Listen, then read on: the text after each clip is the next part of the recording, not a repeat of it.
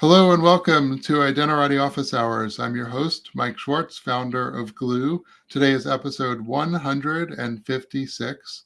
Um, our guest today is Roland Baum, founder of Umbrella Associates, former Identity on ill-fated episode 107. Welcome, Roland. Hello. Thank you. Thanks for being here, and thanks for the invitation again. So we're going to skip intros because if you want to hear about Roland's illustrious career, then you can go back to episode 107. Again, just as a reminder, that's one of the two episodes where I got disconnected, and Roland actually took over as host. So he's well prepared for what might happen today. We're fingers crossed on the internet gods. Yeah, Um, the elders of the internet. the real bosses.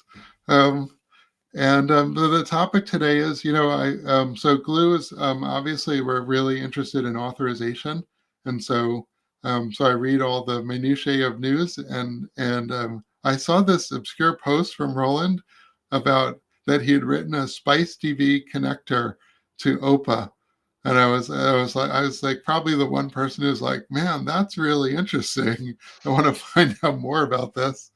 Roland, why don't you just tell us a little bit of background? Maybe start at the basics for people who don't know, like what is OPA, what is SpiceDB, and why do you want to connect these two things? Yeah. Okay. So the story is for those who don't know OPA and SpiceDB.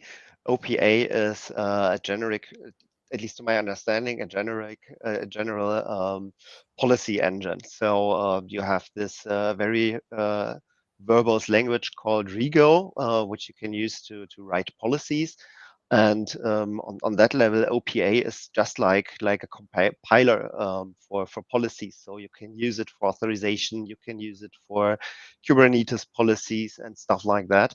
And I think because it's very flexible and very powerful, it's also a good product for authorization, of course. On the other hand, SpiceDB is one of the best implementations of the Google Zanzibar approach. So those who don't know Google Zanzibar, it was a paper released by Google um, about their internal authorization system called Zanzibar, and they revealed sort of the reback approach with that. So the authorization system based on that is about relationships. So you define relationships between organizations, users, documents, files, and stuff like that.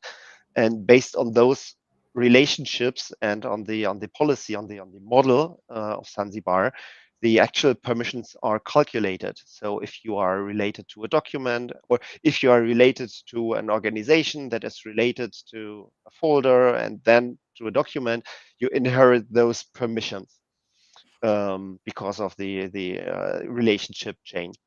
And as I said, SpiceDB is one of the most mature implementations of that approach.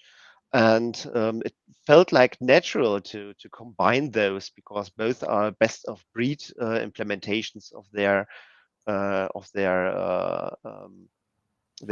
thing. So on one side, OPA, which is very powerful, very famous, and used everywhere, and on the other side, SpiceDB.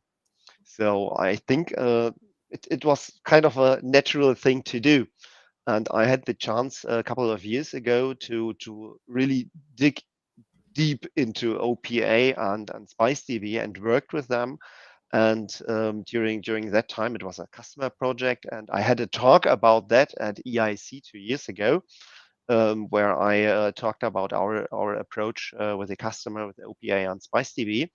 And back in that time, I made the implementation purely in Rego. So I used the HTTP interface of Rego to interface to SpiceDB, and it just worked. It was horrible, complicated Rego source code just to make the integration, and I wasn't very happy with that. So I decided to make a real implementation of the interface between SpiceDB, so you can just use SpiceDB with one command in Rego. And so did you write an OPA plugin? And is that OPA plugin written in Go or something? Or like, what's the difference? Because Rego, for people who don't know, it's a full-on programming language. You can really do anything in Rego, but it's optimized for policy evaluation. Um, and so what was the difference in the second implementation that made Mm, it not where you didn't have to go, I guess, deep into like Rego hacks to mm. do it? To be clear, Rego is a programming language, yes, but it's not completely Turing complete. So you cannot do all the stuff you can do with regular Turing complete programming languages like Python, C, C++, and so on. But it's very powerful and nearly Turing complete. Um, Regarding to your question, the implementation is pure Rego. I extended the Open Policy Agent with extension to interface SpiceDB with that. So it's more performant. So you have more performance because it's purely done in Go, and the OPA does not have to evaluate a lot of Rego source code just to do the interfacing with the SpiceDB because it's already implemented in Go and can be used directly in the policy. I see. So if you go to the there's a small demo video how it works on our GitHub repository, and you can just use spicedb.lookup, spicedb.check to call the interface functions of SpiceDB. Interesting. Now, I think sometimes people confuse an engine, an authorization engine, with a policy decision point or PDP. Mhm, mhm, But a PDP is expected to have things like logging and configuration management and telemetry and other features. mhm, Would it be accurate to say that the way that you're using SpiceDB is more as an evaluation engine, but you're using OPA sort of as the PDP wrapper around that engine? mhm. Well, in this architecture, SpiceDB is more the policy or sort of the policy information point because it holds the state of the policy decision point. You know the difference between stateful and stateless. If you have a stateless authorizer, you give him all the information, and the result will not change no matter how much you query it. But with a stateful authorizer, it's quite different because the authorizer has an internal state, and the evaluation result might change over the time when the internal state changes. So, for example, you put a new relationship to your model, you put a new entity to your model, and because of that, the calculated permissions might change. Might change. So, Sure. speaking of OPA SpiceDB, um, the SpiceDB is more the policy information point because it holds all the state, and OPA still is stateless in this approach. It just calls the function, and internally it goes to the SpiceDB, asks, okay, does this user, or does this subject have a relationship to that resource? And it gives you already back the decision of the SpiceDB. So SpiceDB itself is sort of an authorizer, right? Because you have your Zanzibar model, your relationship model, you have your permission policy in the SpiceDB model, and SpiceDB already does all the things, but only in rebag terms. But I think it's a good idea to have a policy engine that just can use an authorizer or a component from implementing a different model, and then use that decision in your policy regime to decide how to handle it, how to go with it, and having a hybrid approach. I really like the hybrid approach in authorization because it's much more powerful than just being stick on one model. And yeah. That's a really fascinating insight to think of SpiceDB as the policy information point. Um, and I heard a good presentation at KubeCon from the Open FGA team, um, and they were talking about synchronizing, keeping OpenFGA in sync with their data source, or wanting to almost create a transaction. Because, for example, if they add data into the database and then they ask for permissions about it from FGA, they want to make sure that they have the same data that they're acting on. Yeah. And so when I was listening to that KubeCon presentation, it occurred to me that these graph databases for authorization, that they're almost like an index. They're not a database per se, but they Mhm. very much reminded me of a database index where you want to make a certain type of query, and they're optimized for speed in order to answer Yeah. that query. Um, Yeah. but and still being an index, it's very important that the data is kept in sync. Do you think my model is right there? Am I on the right track? Good question. I'm not sure if I have a good answer for that. I've never seen SpiceDB or Rebag authorizers as an index. To me, it's sort of a specialized database, because SpiceDB internally is, it's not really a database. It's a thin layer on top of a database. SpiceDB itself does not have an internal database. It relies on database implementations. So you can use Postgres, you can use MySQL or MariaDB or other databases as a data management layer on the Hmm. bottom. And SpiceDB just does the transition from your model to the internal data format where they store the data. So it's a thin software layer, very powerful software layer between the database and the Zanzibar um, model. Okay. My But geeky, I haven't thought about it as an index yet. yeah. Interesting thought. My geeky questions aside, so what problems do you think that these putting these two things together solve that either one of them doesn't solve by itself? Mm. So I really like policy based access control, because in my mind policy is the overarching concept, because with a policy you can create an ABAC system, you can create a role based system, you even can create a reback system, because in the end it's just a policy. An ABAC is just a policy, as reback is only a policy, but a very specific policy implementation. So I think the having a policy-based approach that uses different models is the key for solving complex challenges. Hmm. Um, Now, one of the features that I was reading about the GitHub README Mm, page, and it was talking about stripping prefixes and schema. mhm, I'm not sure I quite understood that.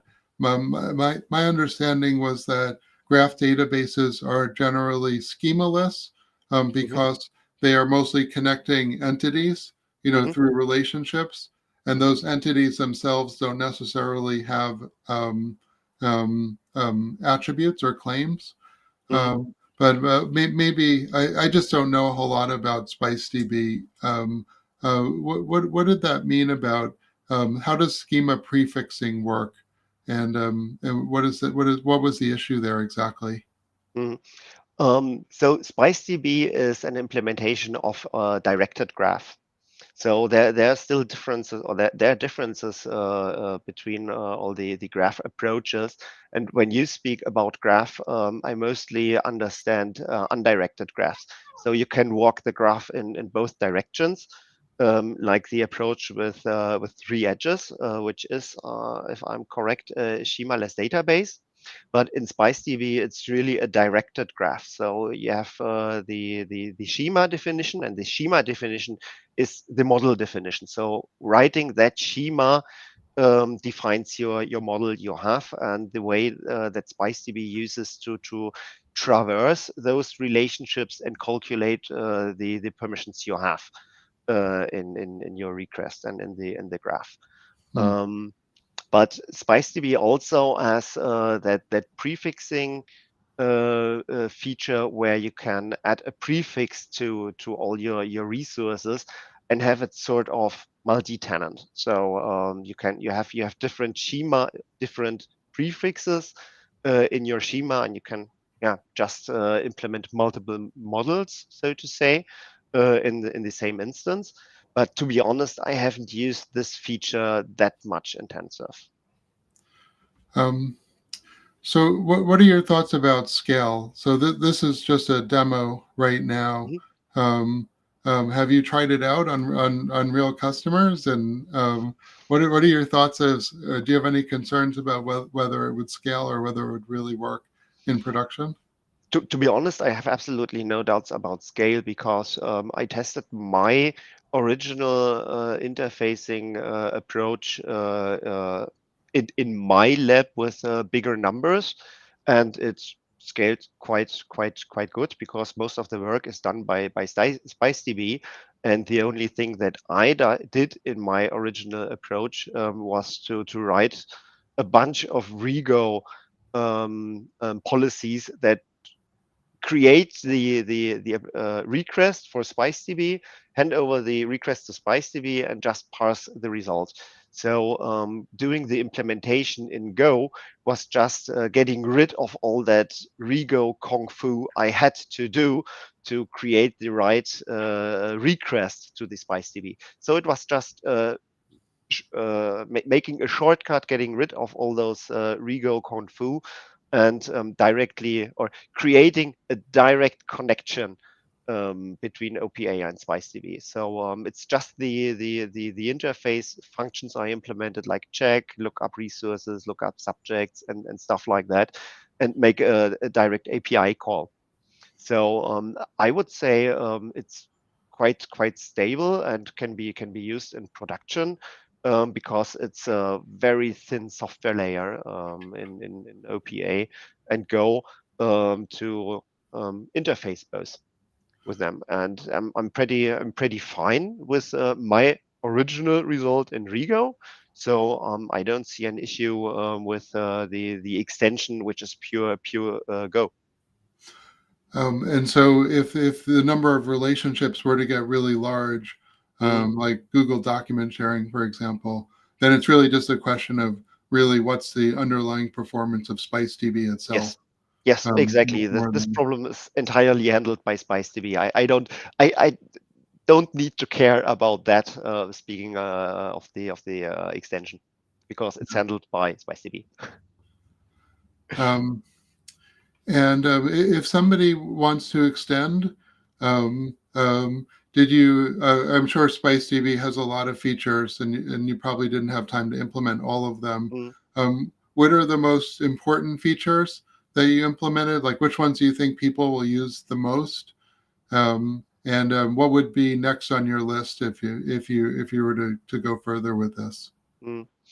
Good question, because I don't really have insights if and how and by whom our extension is currently used. So if there are users outside, I'm pretty happy about any feedback. There hasn't been any feedback yet reached to me. So if there are users, please provide feedback. But yes, not all features of SpiceDB are currently implemented. One of the most prominent that is missing is the implementation of the so-called Z tokens. The Z token is sort of a token that helps SpiceDB to get better internal caching of their state. But originally, it was created by Google to prevent the so-called new enemy problem that also handles with issues with the state. So you have concurrent reads and writes, and the so-called Z token is an implementation to avoid that new enemy problem.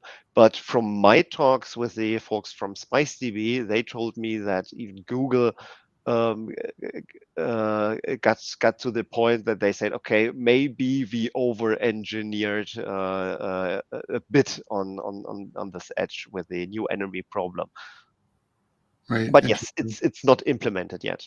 Sounds like a almost like a race condition, Yeah, or like a database replication issue where you're getting yeah, simultaneous. yeah, Um, yeah, yeah. interesting. It's exactly that. If the SpiceDB team is out there, the Authzed team, um, and you want to be on this live stream, let me know because I've been trying to reach out to you for a long time. But I think I'm very LinkedIn oriented, and so I assume everyone else, religiously checks their LinkedIn Yeah. messages. But apparently that's not true. But I've been actually really interested to hear from that team, and Mm. and it does look like an interesting platform, and it's open source. Um, what are your thoughts on? Do you have any thoughts on SpiceDB itself? Are you seeing it get adoption, or are there use cases where you think it's particularly well suited for? I think it's particularly well suited for infrastructure integration because for example, you can integrate it into your database for all the relationship updates and changes you have in your infrastructure. But compared to other Rebug implementation, it's quite slim because it only handles relationship between identifiers. So compared, for example, for with implementations like three edges, where you have a fully fledged graph technology under the hood, where you can add attributes, you can even add code to graph databases. SpiceDB is rather limited because it only handles identifiers. So Hmm. you can only create a relationship between resource identifier and subject identifier, and that's it. So you cannot add additional attributes or more metadata on those resources or objects, and that can be limiting if you are not prepared on that. But I think it's not on their roadmap to add those functionalities because that's their approach. And even the Zanzibar paper does not mention anything about attributes or metadata on the objects and resources. Hmm. Interesting. And Three Edges, by the way, is that IndyKite now? Yes, Um, And so, but do they still call it Three Edges, the graph database, or we're just I don't know. I'm not sure about the recent changes, if there are any recent changes. Maybe you should invite Alex and he will Alex give has you an. been on already? Yeah, I Wonderful. think it's IndyKite now officially. Yeah, it is. Um, It is. but yeah, just so we don't get any notes from IndyKite saying. Mm. um, but yeah, well it's an interesting endorsement of IndyKite for more complex use cases Yeah. too. And yeah, I've been very impressed with their work too. Mm. Um, I saw a note about gRPC, Hmm. um, and this is a trend to like save bits on the wire. gRPC is a little bit more, I guess, compressed. Hmm. Although I've heard, that if you're looking at the uncompressed, yes, it looks like a huge advantage, but a lot of traffic is compressed on the wire anyway. Hmm. So the difference is more marginal, like maybe 10% or so. But Mm. 10% can be a lot if you're Uber, and 10% can be a whole data center. Yes. So, Yes, and that but this was also the reason I'm happy to have the implementation finally in Go, because as I said, my proof of concept implementation was purely in Rego, and in Rego you can't use gRPC and the gRPC interfaces of SpiceDB at all. So in my first implementation, when I did this in Rego, I had to interface the HTTP, or I had to use the HTTP interface of SpiceDB and the HTTP function of OPA Rego, mhm, which was a real hassle because you have to create um, the HTTP request in Rego mhm, and then send this over the HTTP send function in Rego to SpiceDB, and then parse the result, which is an HTTP packet containing JSON, and parse this back in Rego into a common format you can use in your policy. So it was a lot of kung fu I did back in that time, doing that in Rego, and I'm pretty happy that I just compressed this down to a couple of Go lines, which makes it much more easier using SpiceDB in Rego, because now it's just an built-in function, right? SpiceDB.check, and the rest is done by the Go implementation. I see. So it was more of a simplifying enhancement, Yeah, more than for the performance benefit of yeah, gRPC, which yeah, happens to be a little bit faster too. yeah, yeah. That's also interesting insight. Um, do they use so with web interfaces? We frequently use JSON as the serialization format, Mm, um, but protobuf is used for gRPC. mhm. What does the data exchange format look like there, or is it just sent as it doesn't matter in this case? They offer gRPC data structure for that, so I had to read the interface description, and the rest was rather simple because it's a simple interface. You just have IDs, you just have the triplet between resource, subject, action, or relationship, and that's it. So it's pretty simple implementation, I would say, because the interface also is pretty simple.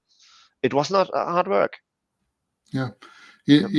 I have an idea to do this with Cedar also, Hmm. um, because the one thing that Cedar absolutely will never do is iteration. Hmm. Um, so, so in a way, I could see building an OPA plugin to call Cedar policies, because then we can use Rego to handle the iteration. Yeah, Um, yeah.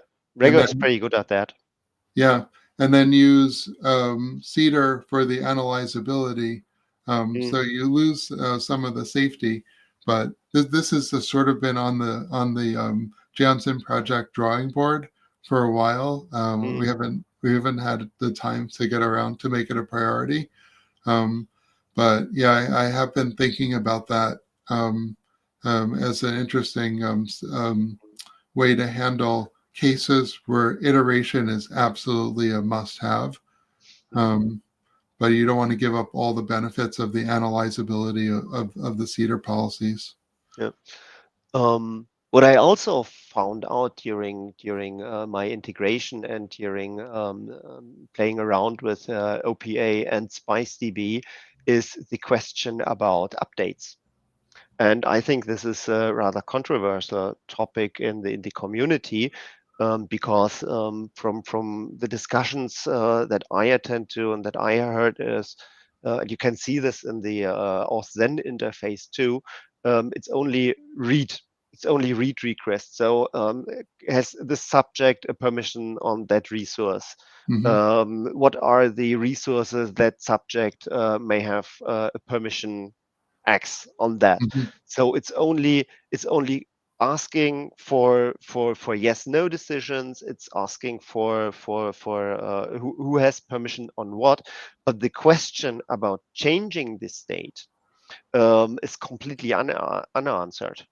Hmm. And in my approach, or what I did, I always had the question, okay, how to change the state? Because I worked with developers who to try to implement that, because it's all started with the customer project, and we all already had the question, okay, where do I send my updates to from my application? Yeah, Right, I have to integrate the PDP into my application to do all the permission checks, but right. where to offload, where to send all the updates to.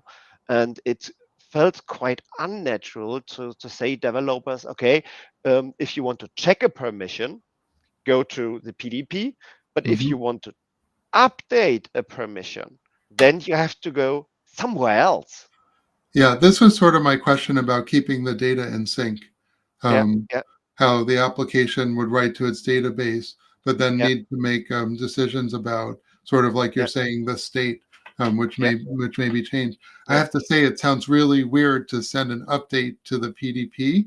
It sounds like but what you're saying though is that the auth that the I'm sorry, the SpiceDB Mhm. um, is a PIP, and if the PDP happens to be your connection to the PIP, Mhm. then perhaps it's the right place to go. But it does seem really weird to me that you would send an update to the state to the PDP. Yeah. So where did you come out? I think I saw the update operation in your list of Yeah. operations. So Yeah. it sounds like you came out and like the customer's always right, and if this makes sense to the customer, it's what we should do. Well, it felt not being complete without the update query. So just to make sure I implemented all the relevant and interesting features. Of course, I also implemented the update features. And regarding what you said, I would tend to say you're not asking the PDP, but you are asking the authorizer, right? Because the authorizer is a bit more than just a PDP. It has some additional processes around it. It has logging, health monitoring, telemetry, and stuff like that. So in my world, an authorizer contains a PDP, but is a bit more than that. So I don't think it feels that unnatural to send permission updates to the authorizer, which contains the PDP. But my experience is also that at a certain point, and that point is when you have a complex reback model, you want to make sure that the permission updates fit well into your business model. So, for example, if you have a complex relationship model that requires you to have links, multiple links between resources to fit into your model, you may need some quality assurance that your update request and your permission change fits into what you intended to do.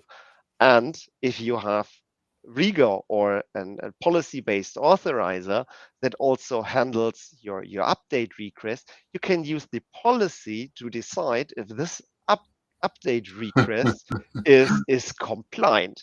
So you Yeah. can make sure in your policy that only valid update requests are forwarded to SpiceDB, and you can say to your application, sorry, no, I will not commit this update request because there has to be, for example, a second relationship between that user and that folder, and not only that user and that document.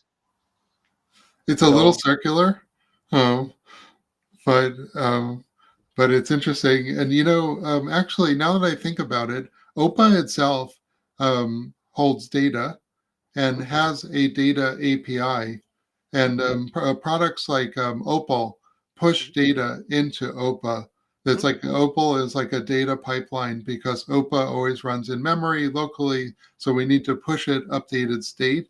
Um, Although in this case, like you're saying, that data comes from somewhere else, not is not handled or in OPA itself.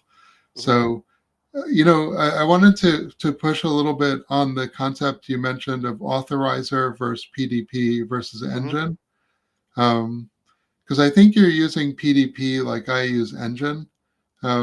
So you're thinking the PDP just returns you the answer, yes or no, authorized or not authorized, whereas the authorizer does is more encompassing in terms of like the features. Maybe you could just mhm. clarify your jargon. Like what do you think the authorizer versus the PDP is? Well, to me, the PDP is basically what OPA is, or what an implementation of, for example, CDAR is. So it has sort of a policy engine. It has an interface to have data input. Well, it's a function. Oh, by the You way, know. Cedar doesn't Mhm. have that. So the Cedar engine is just an engine. The Yeah. Cedar Ling, the Janssen project Cedar Ling Mhm. gives you basically logging, token mapping Mhm. and Mhm. validation, Mhm. telemetry, policy management. But the Cedar engine itself, in the Cedar project, is just the engine that returns a yes or no based Mhm. upon it's loaded.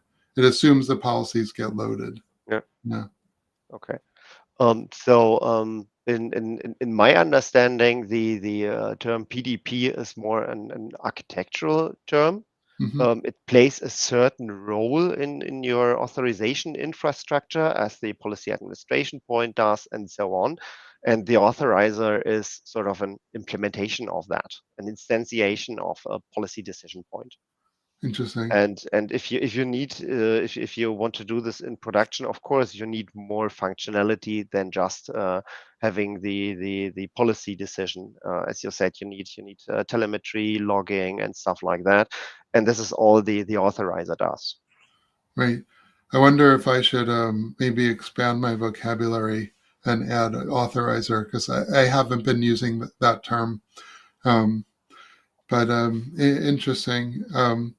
And so the area that we're getting into here at Glue is not how like expressing the policies and enforcing the policies is interesting, but governing the policies is really hard.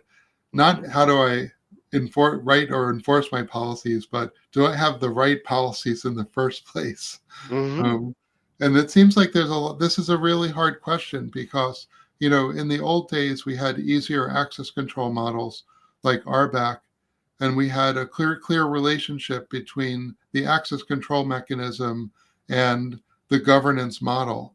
They were Hmm. very clearly tied. Hmm. Um, but now that we're introducing more complicated authorization engines, be they Cedar or relational or whatever else you want to call policy based, they're certainly more complicated than RBAC, and they're creating an upstream problem, I think, for enterprises about how do we actually know that we have enough policies? How do we know that the policies are right? And Yeah. how do we ultimately know that we're mitigating the right amount of risk?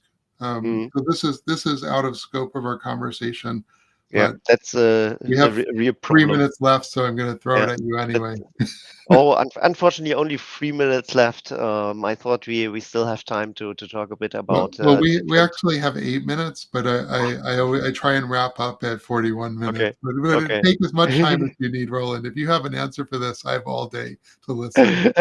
Not really, but I found out that hybrid authorizers are really a thing, because in real enterprise world, you have problems that mostly cannot be answered with RBAC, REBAC, ABAC alone.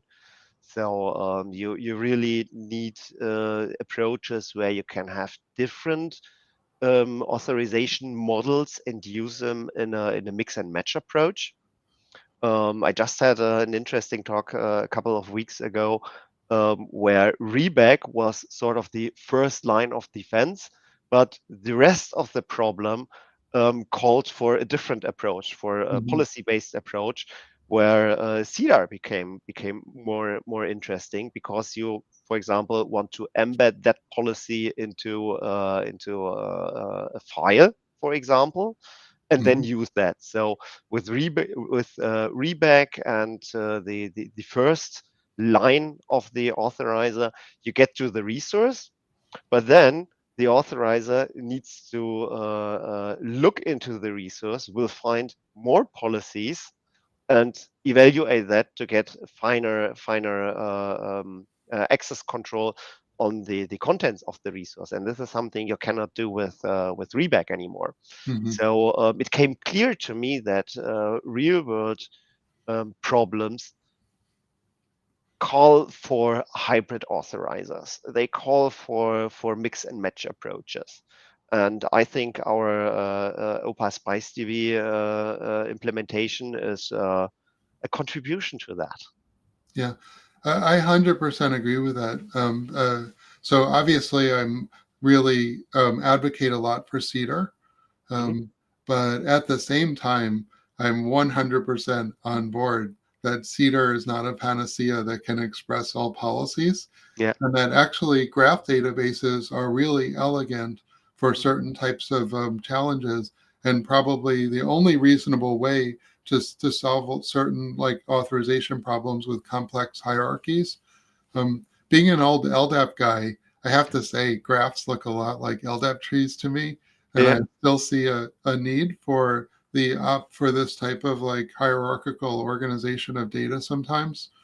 Um, and then, also, iteration. I mentioned Cedar doesn't do iteration. So Mhm. having a maybe not Turing complete, but closer to Turing complete syntax like Rego is needed in certain circumstances. And so I 100% agree that that enterprises aren't going to be able to just pick one solution and say this is going to do it all. Yeah. Um, and that this is partly contributing to the governance challenge, which we'll push off to over a topic over Identibeer at EIC hopefully next year. Of Um, course. but I remember at EIC, I was telling people about Cedar and my idea for token-based access control. And I Yeah. was saying, and by the way, I have no idea how to govern it. But Yeah. this year I have an idea about how to govern it. But Okay. but the fact that I think you're right about this need for hybrid, I think is also leading to the challenges around Yeah. how do we actually, as an enterprise like CISO management team, understand how the policies that we've written in these different approaches Mm. contribute to mitigating the risk that we need to be able to sleep at night, given the like more complicated world we live in today with interdomain, a lot of digital processes crossing organizational domain boundaries, Mm. and AI and MCP and everything is just the challenges haven't gotten any easier, Yeah. and this authorization solutions are more complicated, and how we control it is also, Yeah. I think, Of needs to course. be updated. Yeah, Yeah, that's true. We are still talking about technical solutions here. So be it OPA, Rego, SpiceDB, or Cedar, those are all technical solutions to solve technical problems. But as soon we did that, we need people who are outside our IT and engineering bubble, who need to understand what we have done, who need to be able to govern those policies, and you cannot expect from a business person to learn Rego or the implementation of a rebag in SpiceDB schema. This is not their job. They don't have the mind for that. So policy governance will be a problem in the future, and yeah, I think that's where a lot of vendors can put their efforts into to make policies more easy to govern for regular business folks who are actually using what we are doing here. But it's a lot of fun to talk about the technical insight, the technical details on that. But yes, this has to be manageable sooner or later on a broader scale. yeah, and advisory consultants like Of Sebastian will course, be needed. of course, not forget to mention us. Yes. Yeah. So, any last thoughts before we call it? Um, not really. It was, of course, again, fun to be on the channel, and I hope we will see a lot more of interesting developments in that area. And I think AI is going to have, or it actually has already a great pull on the topic of authorization and relationship-based authorization and policy-based authorization. So I'm really curious what time will bring in the next months and years on this topic. Awesome. So I want to quickly announce. Forgot to switch to the birds. Um, I want to quickly announce the next episode. I actually, at the last minute, I'm going to Gartner IAM, um, and I got a. I'll be attending the Authzed Interop. So not um, sort of related to our topic a little bit.